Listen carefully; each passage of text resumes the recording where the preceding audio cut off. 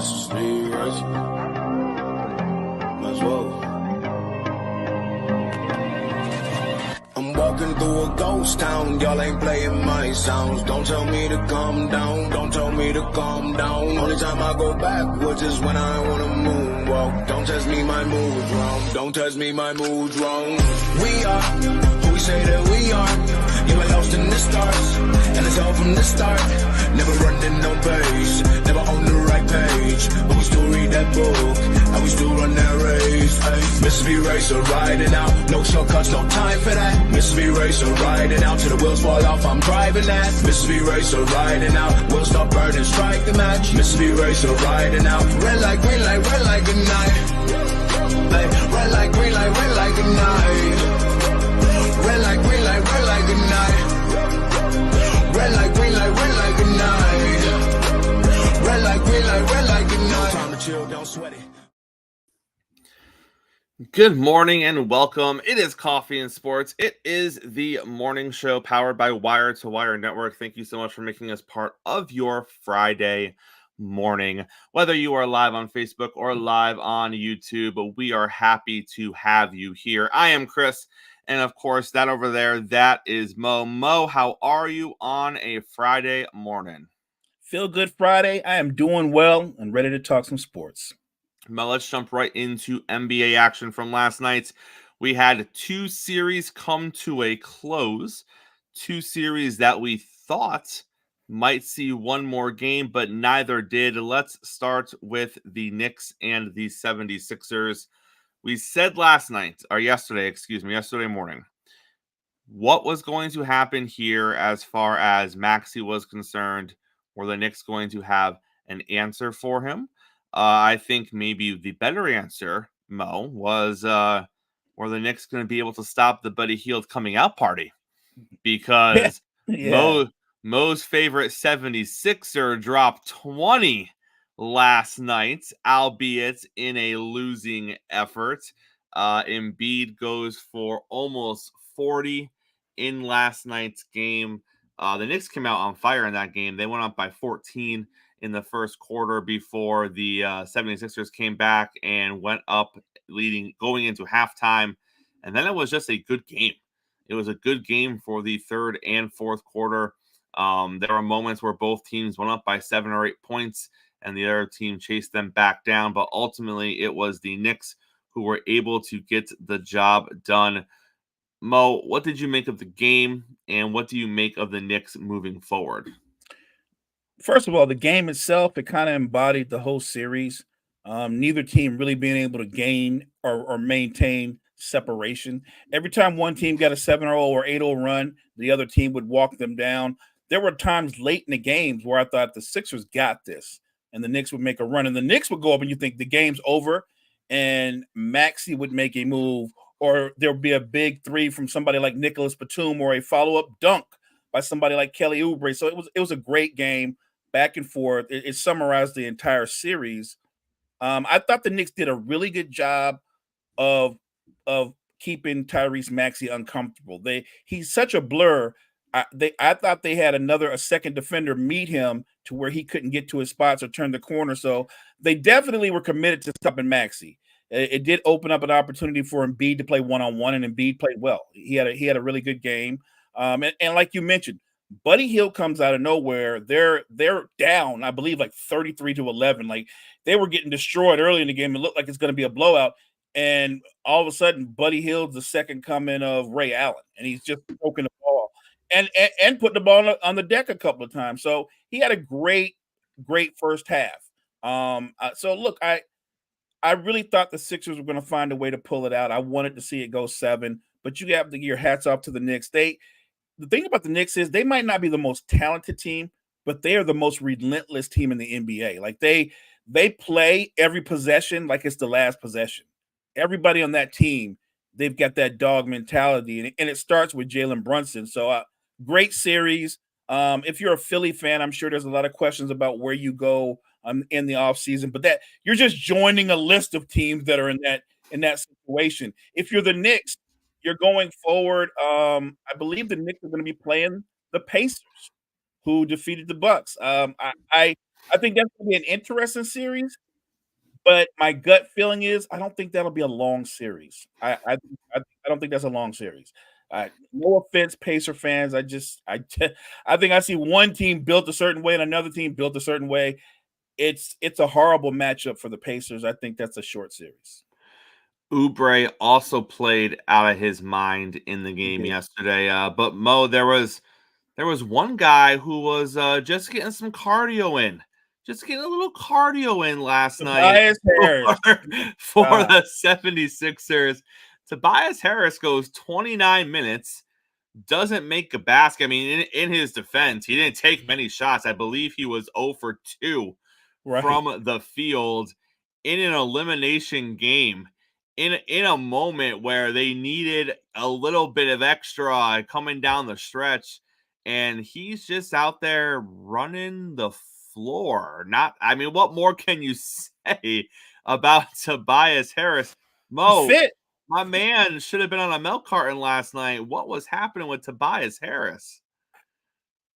Often he gets lost in their offense, but I blame that mostly on Tobias Harris. He's not an assertive type player, doesn't demand the ball. If he disappears, he's not the guy in the huddle talking about, guys, get me the ball. You know what I mean? That's not who he is. That's not who he's been. I would argue that game last night in a lot of ways sums up his tenure with the Sixers.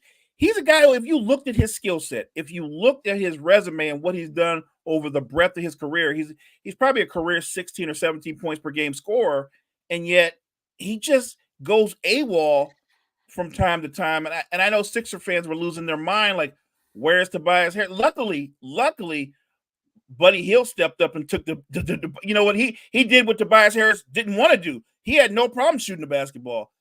He was terrific. Kelly Oubre it was weird because you've got all these great efforts from the Sixers. Nicholas Batum hit so many big shots, made a lot of great defensive plays, and yet don't look at the stat sheet. Just if you watch the game, the Knicks just make they make those winning plays. Josh Hart gets a rebound that he has no business getting, and he kicks it out to Dante DiVincenzo, who hits a monstrous three. That's the Knicks in a nutshell. So again, a great game, great series. I wish we could have got one more game out of it, but we move on to Indiana. Speaking of Indiana, we said this yesterday on the morning show. The first 10 minutes of that game with the Bucks and the Pacers was going to go a long way in deciding who was going to win that game last night. And if you look at the first quarter, the Pacers came out playing better basketball. The Pacers came out and established that was a double-digit lead at one point for the Pacers early on not early on, but in that first quarter. So they came out, they end the first quarter up by 9, and they just didn't take their foot off the gas from there. They outscored them by 3 in the second. They're up by double digits at half, and then they come out and don't let up in the third quarter either. They take the third quarter by 3 points to push their lead, and then they win the fourth quarter as well. And Mo, pretty simple math. If you win every quarter in an NBA basketball game, guess what, my guys? Right. You just won yourselves the NBA basketball game. But the Pacers came out. They asserted themselves early. They said that we're not going to play afraid or concerned based on what this team without their stars did to us last time.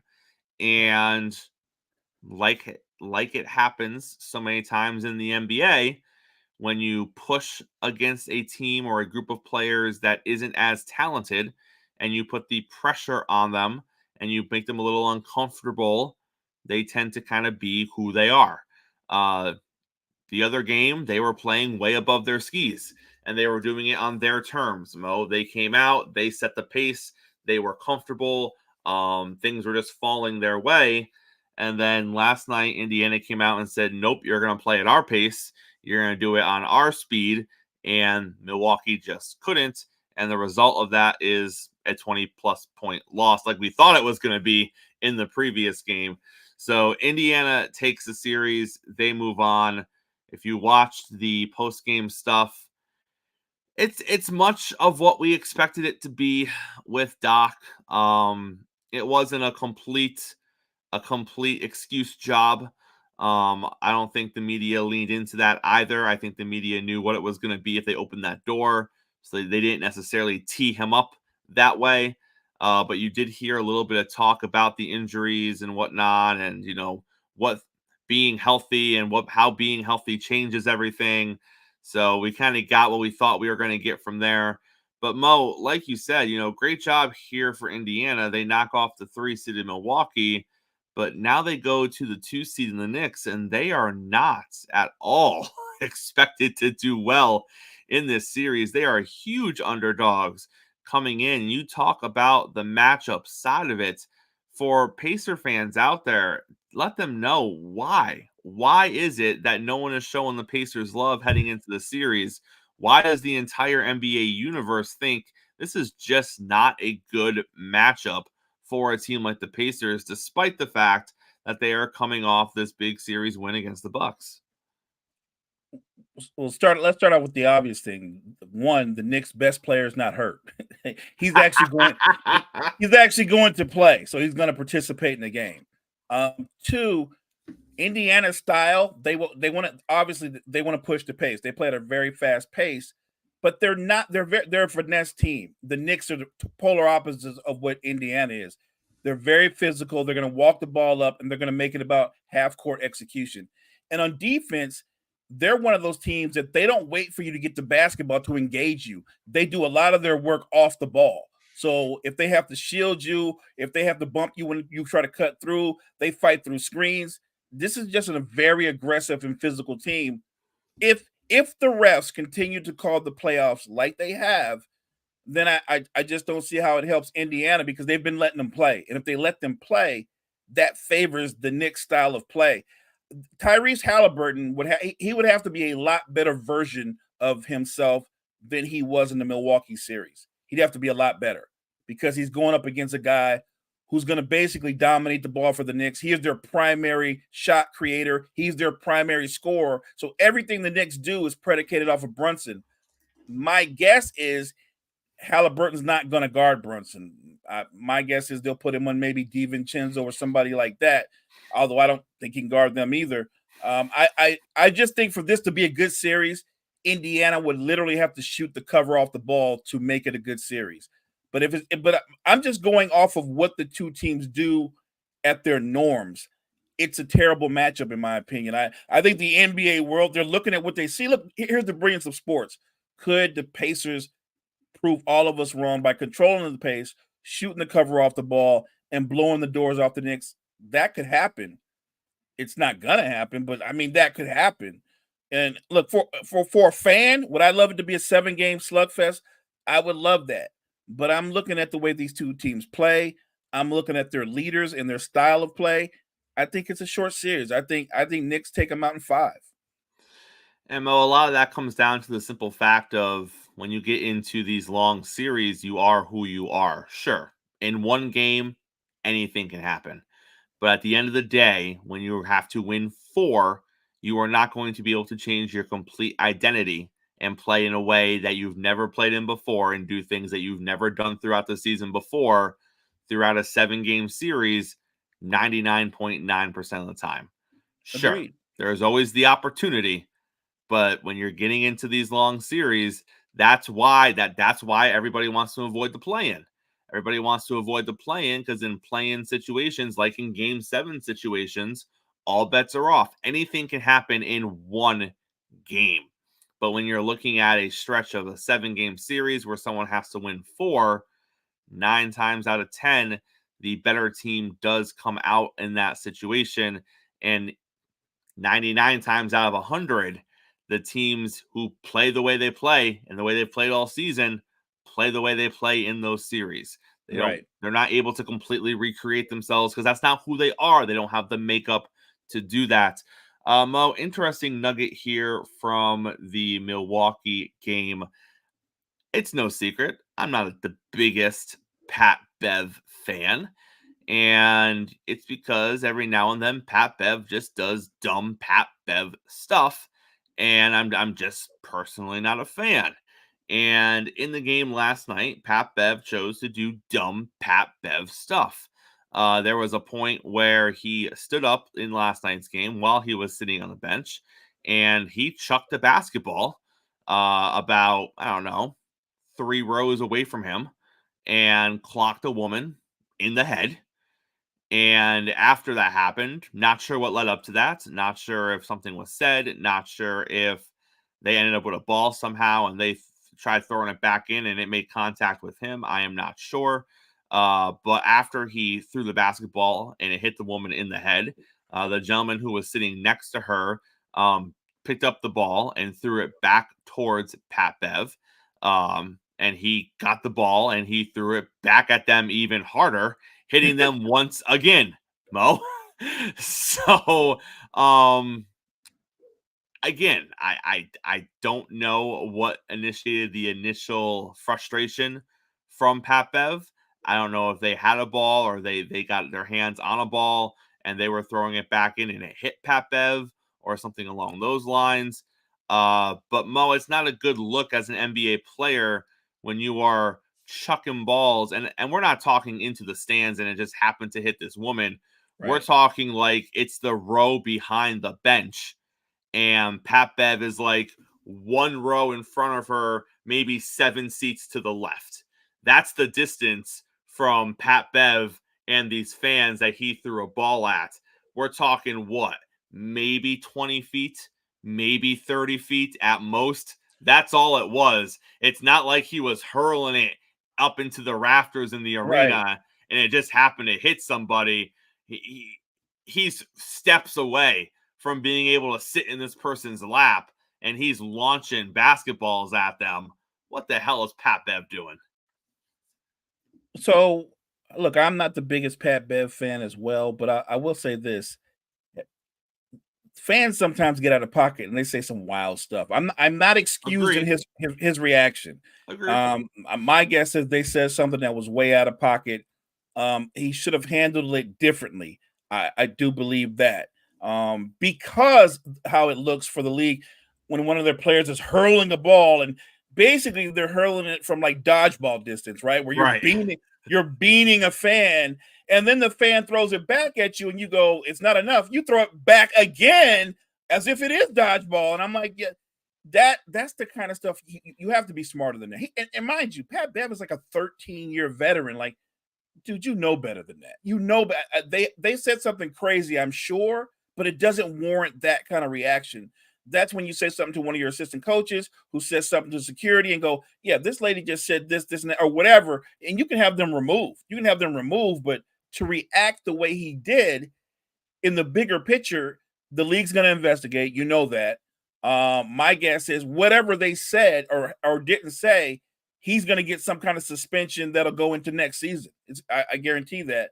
And I think he knew that. Maybe he just felt like, well, we're probably not going to win this game. Let me just be a fan. I'm not saying that to say that that's the right thing to do. I mean, you did lead off that Pat Bev said does Pat Bev things. That was a Pat Bev thing. Let me just rocket this into that fan real quick. She might have just said, "Go Pacers." What? I don't know. Look. And the funny thing is, there's a part of me that hopes that's all she said versus saying something very awful and very horrible that can make it bigger than what it is. But his reaction, his response, it was the wrong one. And I agree. Fans are often out of pocket at sporting events. Fans often think they have a right to say whatever they want, and there is no boundary on the things that they say. And we have heard fans say things that are completely ludicrous, completely not related to the game, completely insensitive, completely inappropriate. But Mo, to your point, and we see this often in NBA games, especially with the fans who are sitting that close to the court, we see fans removed all the time. We see fans removed all the time for behavior that is not becoming of a fan. And Pat Bev very easily could have pulled in someone from the team and said she got to go. And chances are she would have went. And that would have been a much better look than you hurling the ball at them, not once, but twice. Yeah, so I almost feel like, is it me or does it feel like in some way that looks like a lawsuit, right? waiting to happen. That looks Yep. like a lawsuit waiting to happen. She woke up this morning. She couldn't hear out of her one ear. Her neck is a Right. little stiff. You know how that works, right? You know. I went to my doctor, and upon dodging the second throw, I strained my neck. Yep. And I'm just saying. Got a little PTSD in there. Yeah. I'm just real. saying. Yeah.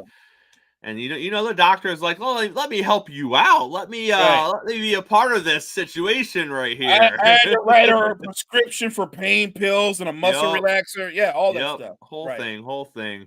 Mo, JJ Redick, his name is being mentioned in circles as the next head coach for your Los Angeles Lakers. We talked about this the other day. If they're gonna fire their coach, they better be doing it for the guy. They better be doing it for the name. Mo, is JJ Redick the name? Redick is a name, and he's certainly a guy who knows basketball. He's also friends with LeBron. They do a podcast together. Let's not forget that. Right. You can't hire his podcast buddy. The whole show is mostly Redick finding ways to butter up LeBron already. Like, correct. Come on. He can't be his head coach. Then again, maybe he could be his head coach because most of the head coaches he had were guys that he could tell what to do. It's what he likes. When people go, well, LeBron's never had a great coach. He's never had a great coach because he didn't want somebody that would tell him what to do.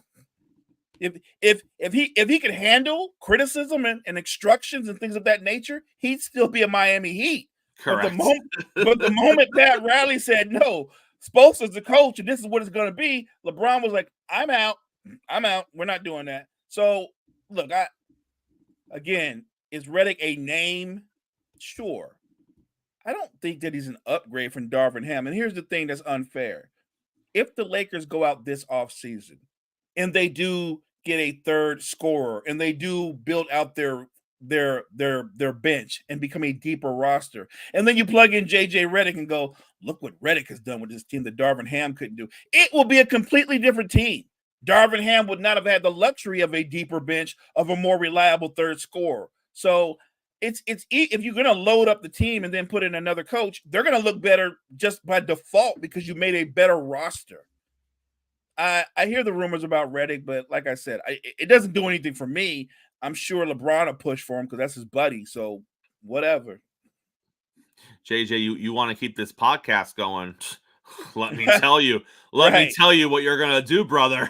All right, and if it becomes a coach, are they still gonna like do the podcast? Like, it was a rough run the other night, LeBron. Like, yeah. It wasn't your fault. You needed more help. Right. Man, if you just called that timeout at the end, JJ, I think we would have had LeBron criticizing him on the podcast. Right. LeBron's gonna be like, you had 2 challenges and you didn't use that challenge. I mean, that really killed us, but okay, whatever. Right. Mo, we got more NBA playoff basketball tonight. It is 2 more series that could end. Let's start with the Cavaliers and the Magic.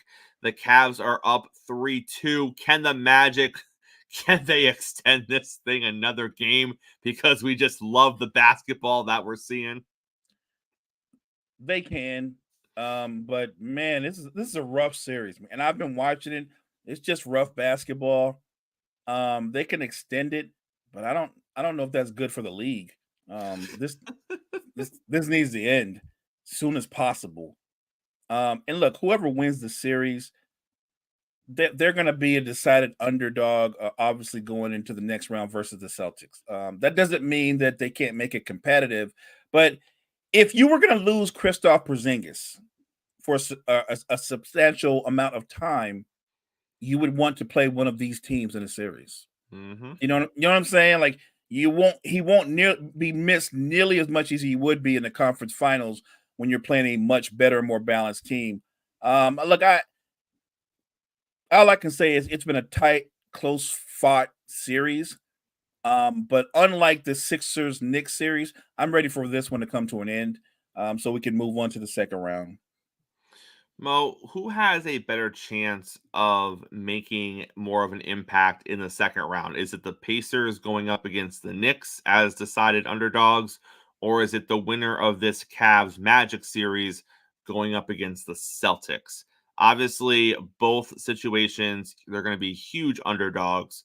But which of those three teams has, in your opinion, I'm not saying win, because I don't think any of them are going to win the series. Sure. But which of those three has the better chance of making it a series against the Celtics or the Knicks? I would say the Pacers. I think that if they can get the right matchups, look at Miles Turner. Even though I just said I think the Knicks will win the series, Miles Turner is a pick and pop center who shoots the three at a high level. If Miles Turner can take advantage of the fact that the Knicks play drop coverage with Hartenstein, I think that's another way that they can open the floor up for Halliburton. If you can get Nembhard and the rest of those guys making open threes, suddenly instead of it being a short series, you're looking up and it's 3-3 and we're going 7. Like, yes, if they can take it, because they have certain mismatches and the Knicks do play drop coverage. So that three from downtown, from center, I'm out, but he plays drop coverage. So it really depends on how well Miles Turner shoots the ball, how well Pascal Siakam shoots it from the elbow. If they're big, shoot the ball well, that's going to be a series. So I'm going to give the Pacers the best chance to have an impact in the second round. And then the second game tonight is the Clippers and the Mavs. The Mavs are looking to wrap up the series and move on to the second round. It looks like Kawhi Leonard will not be playing in the game tonight, as we expected. And as you said earlier this week, Mo, he really should not have played in this series at all. Clearly, he is not healthy. So the fact that they even got him out there for 2 games is a little bit of a head scratcher because he's clearly not doing well.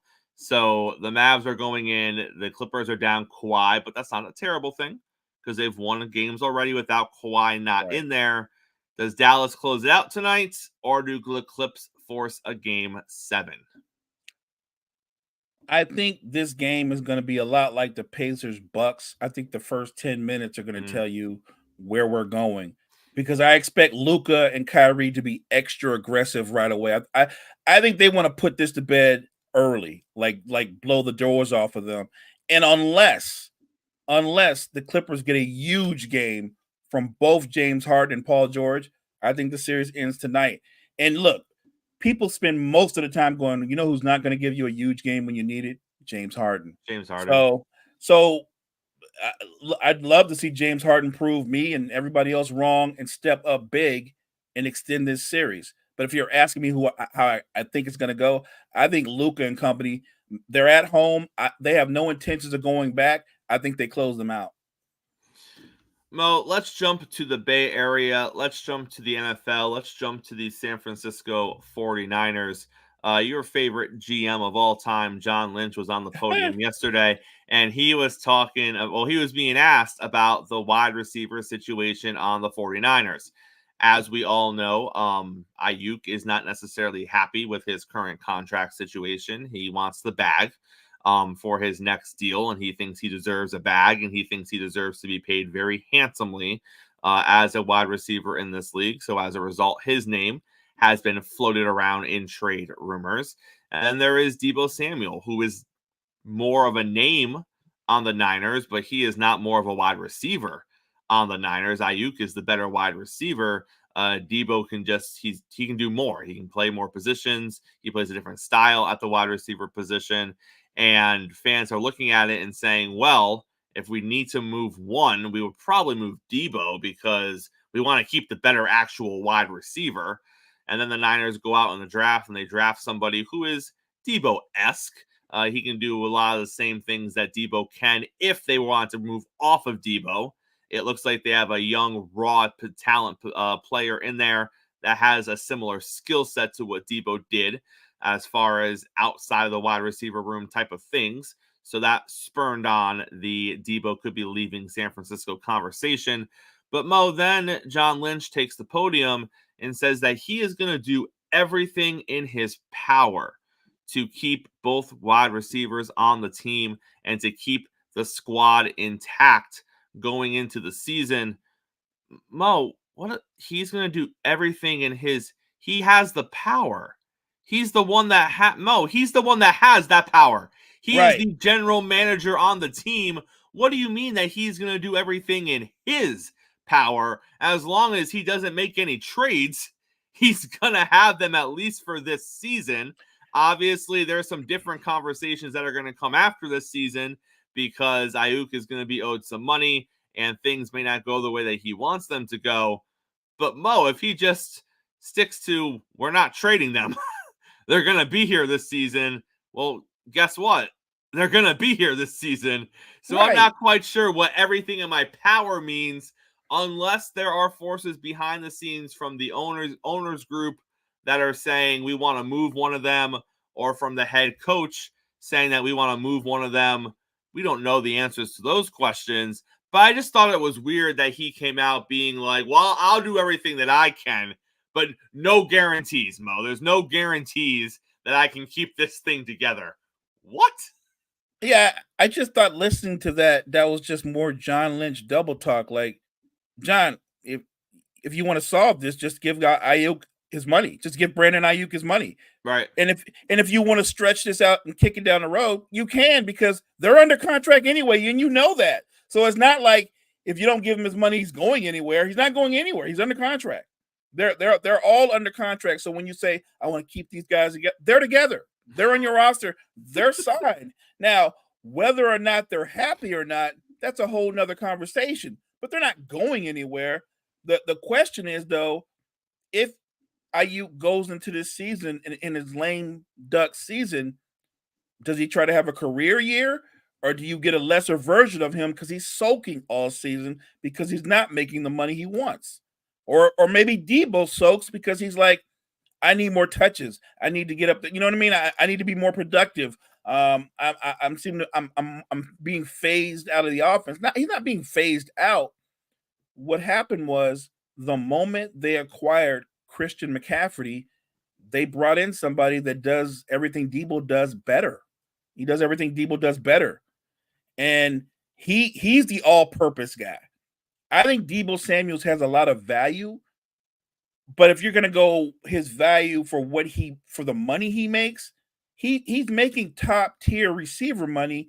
He's not one of the 10 best receivers in football.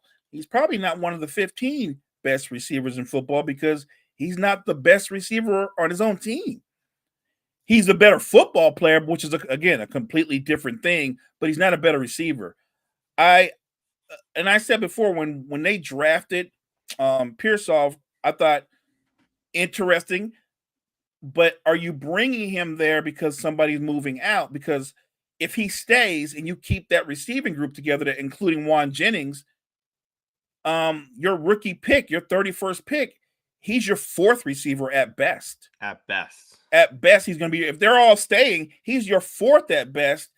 So what is he going to do? Special teams? Because I know in college he returned punts and stuff. So is that where his rookie season is going to be spent? Like, if I'm spending the 31st pick on a guy, I could do something better. There are a lot of guys out there that can return punts and kicks. So I just thought it was a curious pick. I do agree with you. He can be Debo-esque, and maybe that's why it makes you think Lynch is saying one thing, but he's working behind the scenes on something else altogether. I just think it's funny when he says, I'm going to try my power to keep these guys together. And I'm like, somebody should have shouted out, John, they're all under contract. They're here. Mo, I like that you mentioned that anybody can return punts, because that's where this conversation is going next. A conversation I never thought in a million years that I'd be having with you on the morning show. Jaylen Warren came out yesterday and said there is a real possibility that we are going to see Justin Fields returning punts this season for the Pittsburgh Steelers. They are trying to figure out how to infuse Justin Fields. He is currently the backup quarterback for the team. Russell Wilson is the starter.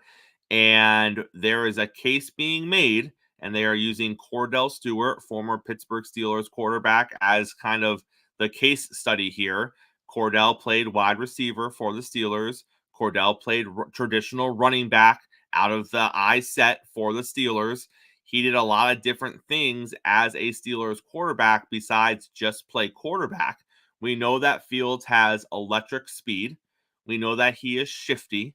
We know that he can make people miss, and they are saying this might be a way to utilize him as a weapon outside of the quarterback position. Mo, I don't want Mike, because make no mistake about it, he's your future franchise quarterback, most Correct. likely. Most likely. You have Russell Wilson on a 1-year deal.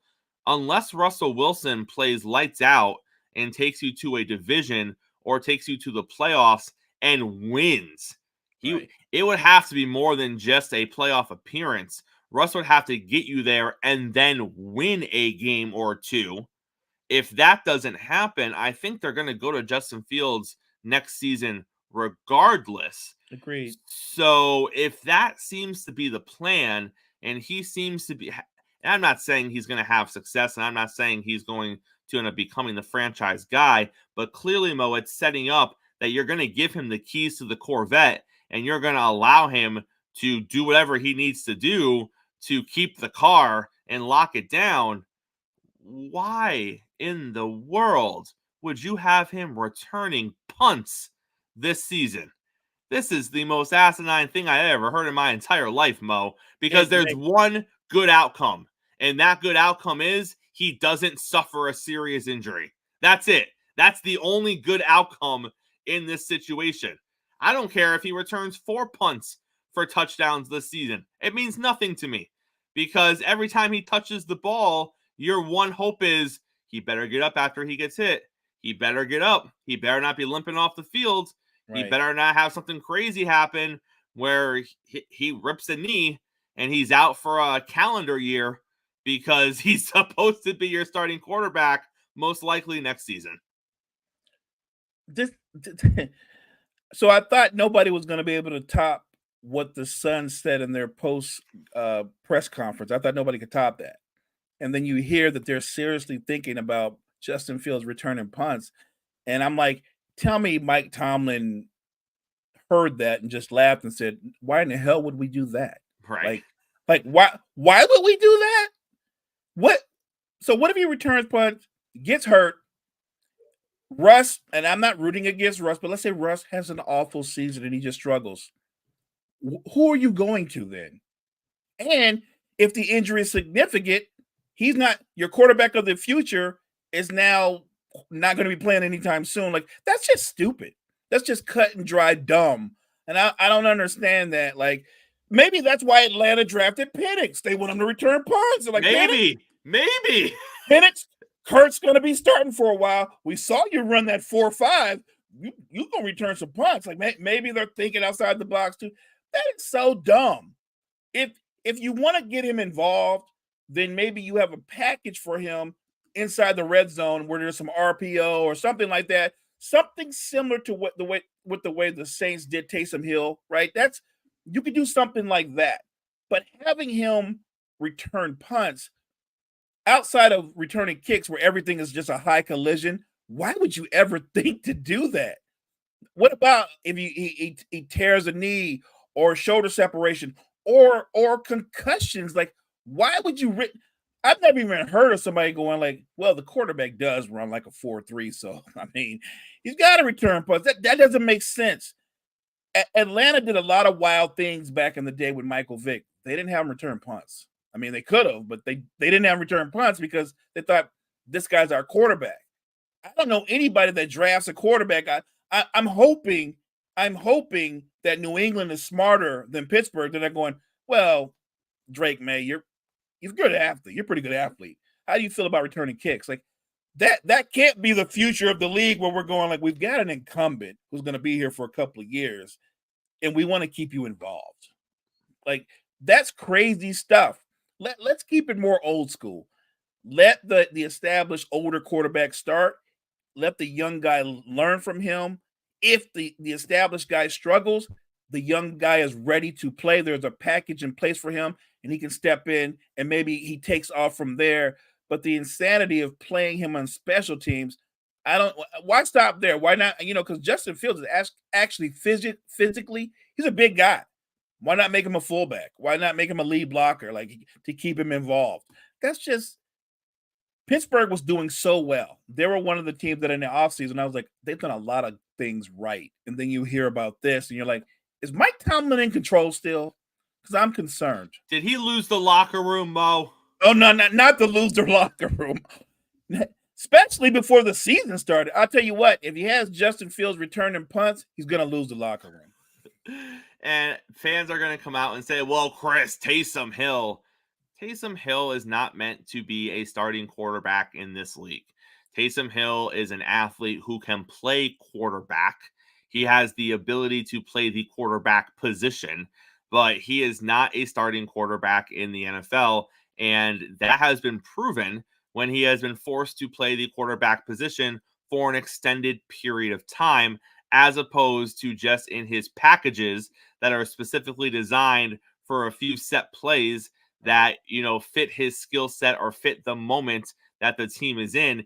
Taysom has had to play quarterback for extended stretches in his career, and it hasn't gone great for him. Why? Because he is not meant to be a quarterback in this league. Well, what about Cordell Stewart? Listen, it was a different kind of football when Cordell Stewart played quarterback in this league. The rules were not the same. The game was not the same. I'm not going to take away from some of the success that Cordell Stewart had in the NFL, but I would also argue, Mo, that Cordell Stewart, I'm not saying he can't play the quarterback position because he did, but I don't know if you took Cordell Stewart and his skill set and you put him into the league in 2024, Mo, would he be a starting quarterback in the league in 2024? No. He would be Taysom Hill. Right. Actually, if we take Cordell Stewart and Taysom Hill, we started off like with Deebo Samuel. Taysom Hill and Cordell Stewart are the Deebo Samuels of quarterbacks. That's what they are. They're very good athletes, terrific football players, but if you just told them to lock in on the thing that they were drafted for, their career backups who sit on the bench most of the time. That's what they would be. And that's nothing against Cordell Stewart because he had some success as the teams weren't great, Mo, but he had a little bit of success. Like, I don't want people thinking I'm bashing Cordell Stewart here. No, he was nice. He was nice. I think he had like 2 or 3 really good years, but that peak of his, it was like 2 or 3 seasons tops. Right. And again, he was a bigger guy. He was built a little different. He was a freak athlete, but it was a different time in the NFL. And if you were to put him in the league in 2024, like you said, Mo, I think he would be Taysom Hill. He would be a guy that you would want to utilize for his big body down the red zone. And he would be a change of pace guy at the quarterback position that could do some different things because of his size and because of his athleticism. Right. So, but it doesn't matter because the end of this conversation, Mo, doesn't change. Justin Fields should not be returning punts. It really is that simple. It really is that simple. Justin Fields, if they came to him when they made the move to get him and they said, we want you to return punts and maybe play some special teams, I think he'd be like, no, I'm good. You know what? How about I just not be on any team? Like, I'd rather not have a team than do what you guys are planning because I've got bigger aspirations for my career. I want to play quarterback. I'm a quarterback. I look, you could get away with that with Taysom Hill. You could get away with that with Cordell Stewart. That's why they gave him the nickname Slash, because they lined him at wide receiver and at running back and at H-back. These guys are terrific. I mean, terrific athletes that any coach would go, we got to find a way to get this guy in the game. But to just play the position of quarterback, even more so, Chris, in this era, where so much is on being able to read defenses, recognize his coverages. I shouldn't say Taysom Hill already plays now, but Cordell Stewart would, in fact, just be a modern-day Taysom Hill. They're the same guy. They're the same good football players who you want on your team, but you don't want them as your starting quarterback, versus I think Justin Fields has the potential to be not only a starting quarterback, but a very good quarterback. It's 5th-year option time in the NFL, Mo. The 5th-year option deadline has come, and let's get into it. Let's talk about first the options that were exercised. I don't think you're going to find anything shocking on this list, but we're going to run through it real quick. Trevor Lawrence, Kyle Pitts. I mean, I think Kyle Pitts is happy that his option was exercised because his career has not exactly panned out as he thought it probably would. Hopefully he gets a little bump with Kirk Cousins. Right. Or Penix, whoever plays quarterback this season. Well, so far he's just been getting good cardio. That's right. Just like Tobias Harris. Trevor Lawrence, Kyle Pitts, Jamar Chase, Jalen Waddle, Penny Sewell, J.C. Horn, Patrick Surtain II. I know names here. Devontae Smith, Micah Parsons, Rashawn Slater. He's the OT for the Chargers. Elijah Vera Tucker. What a great name, by the way. Jalen Phillips. Christian Darrisaw for the Minnesota Vikings. He is an offensive tackle. Travis Etienne. Greg Newsome II. Gregory Rose with Buffalo, Odafe Uwa with the Baltimore Ravens, and Kwity Paye with the Indianapolis Colts. They were all extended. Now let's talk about who wasn't. Quarterback Zach Wilson with the Denver Broncos. His fifth-year option was not picked up. Quarterback Trey Lance with the Dallas Cowboys. His fifth-year option was not picked up. Quarterback Justin Fields with the Pittsburgh Steelers. Quarterback Mac Jones with the Jacksonville Jaguars, all had their fifth-year options not picked up. Zaven Collins with the Cardinals, Jamin Davis with the Commanders, Caleb Ferry with the Titans, Joe Tyron Shinyinka with the Buccaneers, Eric Stokes with the Packers, Kadarius Toney with the Kansas City Chiefs, fifth-year option not picked up. Defensive end Peyton Turner with the Saints, fifth-year option not picked up. We have a couple other interesting circumstances here. Alex Leatherwood, he was cut in 2022, so he was not eligible for his fifth-year option. Rashad Bateman already signed an extension, so he was also not eligible for his fifth-year option. And then probably the most interesting one, Najee Harris. His fifth-year option was not picked up with the Steelers. Mo, despite having 3 1,000-yard seasons in his first 4 years in the NFL. So you look at some of the other names that I mentioned with the options being declined. A lot of it was quarterbacks who have been traded. A couple of other names popped in there like Kadarius Toney where you knew exactly who they were. And then there were a handful of names where most casual NFL fans probably couldn't tell me who they were, what team they played for, or what position they played. That's why their fifth-year options were not picked up, unlike the who's who that I named as far as the options that were picked up. But Najee Harris is a little bit of a surprise to me. I think we can agree that he's overhyped. I've always been a fan of, Steeler fans. Oh, we got Najee. Oh, okay. You got a decent back. That's how I've always kind of viewed him. He's a decent back.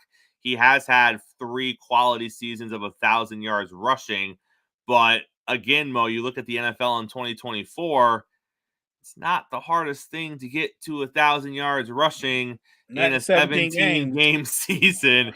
So I feel like 1,000 yards is kind of the baseline, especially when for a couple of seasons you were the guy. You were the workhorse. You were the bell toller. It's not like you were in a split back or a 3-headed monster situation and you still managed to get to 1,000 yards. His first couple seasons in there, he was kind of the guy. So I don't really put much credence into, well, he got to 1,000. You play 17 games, sir. I would hope you could at least rush for 1,000 yards. But right. Mo, any surprise on your side that Najee was not picked up for that fifth-year option? No, I'm not surprised. I think you were spot on. He's a good back, but he's not. Nobody. When you think of the top running backs in football, he's not in that conversation.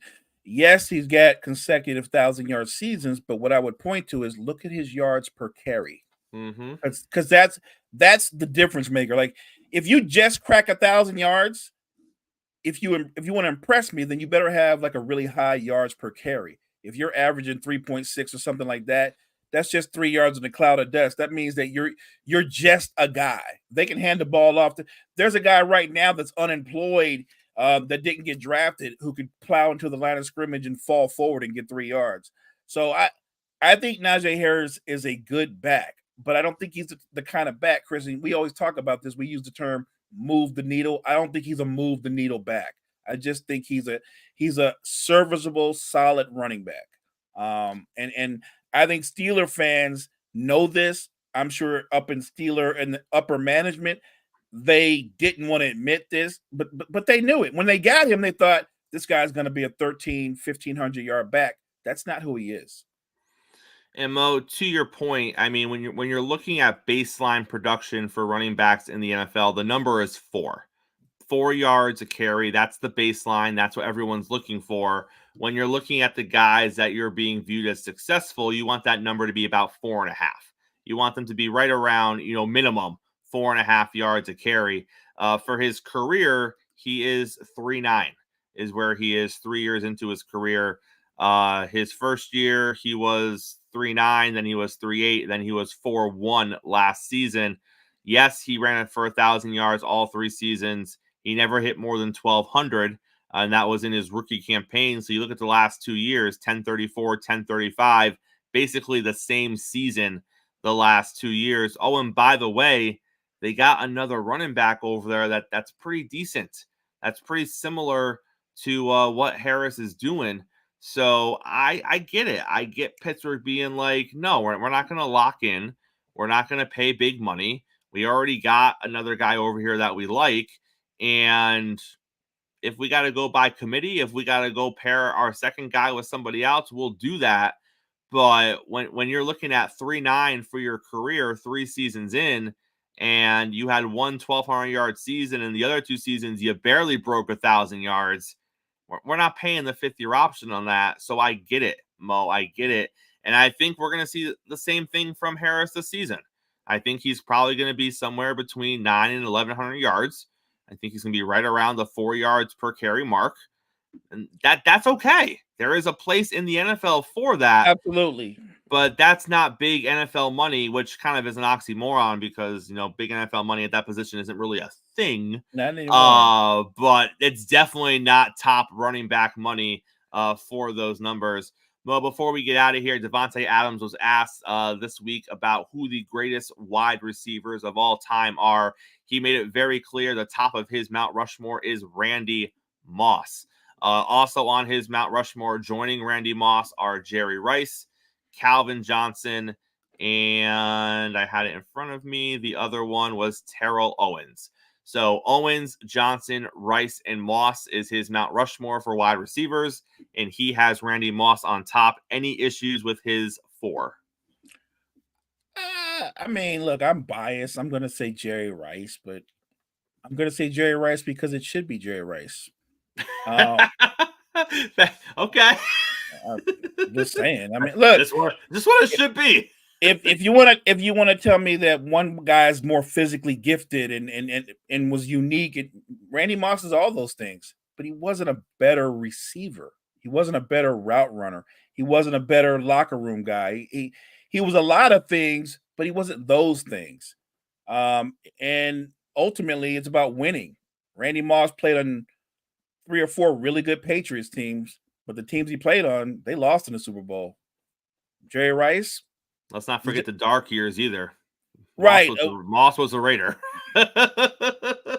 Don't forget, like the last year of his career, I think he was a Niner, he was a Titan. Like he went to 3 different teams in like the same season. Like he was all over the map. I even think he went back to the Vikings at one point. Like, look, I have no problem with anybody having Randy Moss on your Mount Rushmore wide receivers. I just don't think he should be at the top of the Mount Rushmore wide receiver, but he's a terrific wide receiver. I would put him ahead of Calvin Johnson. And I would even give him an edge over T.O. They're different.